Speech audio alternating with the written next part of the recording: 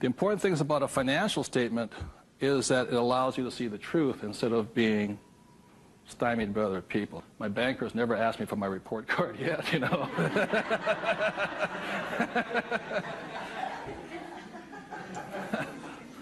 And what your banker asks for is your what? Financials. Because what a banker wants to see is your financial intelligence, not your academic intelligence. And both are important. Academic intelligence is important, you know, forever. But so is financial intelligence. So my rich dad said your financial statement is your report card once you leave school. And the problem is 99% of the people leave school and they don't have a clue what a financial statement is, much less what a checkbook is. You know, they know credit card, but they don't know much beyond that.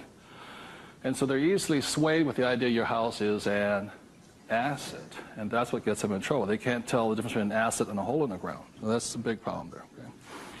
Okay? And then book number 2, which is this one here,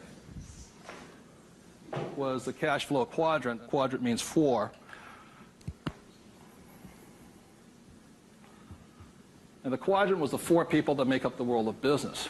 E stands for employee, S stands for self-employed, B stands for business owner, and I stands for investor. So my poor dad always said to me, you know, son, go to school and get a job. So he was programming me to come here. But I kept saying, but I want to be rich. And my mother says, yeah, don't listen to your dad, you know what I mean? My mother was a nurse. And she says, if you really want to be rich, you should become a doctor. They make a lot of money. So my mother was saying become, you know, specialist, self-employed, or small business owner, independent. You know, you hear people say, if you want to be successful, get a profession. You're like, something you can fall back on. You know, become a plumber, electrician, attorney, accountant, something you can fall back on. Because these guys are the smart guys. You know, these are the people that become doctors, lawyers, accountants, and they're really the brains of the class. My rich dad said to me, you know, Robert, you make a lousy employee. You can't follow orders. You don't like sitting still. And you're not very smart. I said, right. He says, you'd be very good over here. He says, because these guys aren't that smart. And that's the truth. That's why some of the richest people on earth are over here, because they're not smart. But they know how to surround themselves with smart people. And that's one of the biggest differences. And the other part is the investor. And the investor uses a different mentality, different emotions. The investor wants their money to work for them. And their words are, what's my return on investment? How soon I get my money back? See, most people have the money in a 401k. That's not an investment plan, it's a savings plan. An investor would not do that because it ties that money up too long. I want my money in and I want my money out. I want to know when it comes back to me. It's called velocity. How soon do I put it in? How soon does it come back? Savers put it in and they leave it there forever. It's a different value system. My rich dad said, you always tell an employee by their words. They use the same words all the time. He said, an employee will always say, I'm looking for a safe, secure job with benefits. Always. My rich dad also said you can always tell a self-employed person because they'll say such things as, I'm going to charge you 6% commission, like a real estate salesperson, or $100 per hour, or I'm going to charge you for the job by this much. So they go, for these people, time is money. And the business owner, what they say is, I'm looking for the smart people, best people, I'm looking for the best system. They don't, because they want to move on and start another business. They want to have multiple corporations. Very big difference. And an investor says, I want an ROI. Now, the theme song for the self-employed, the difference between the small business owner and the big business owner is very simply this. A big business owner, if they do the job right and build the company, they can leave. And when they come back, the company's doing better without them, more profitable because they got the bright people running it. A self-employed or a small business owner, if they leave, the income goes where? Down.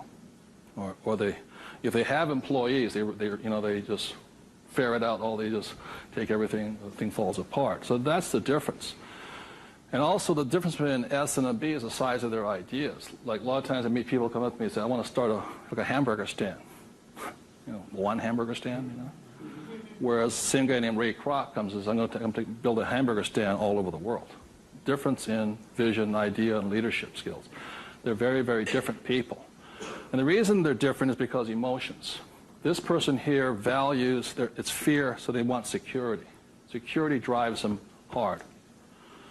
So they're fearful. This person over here is lack of trust.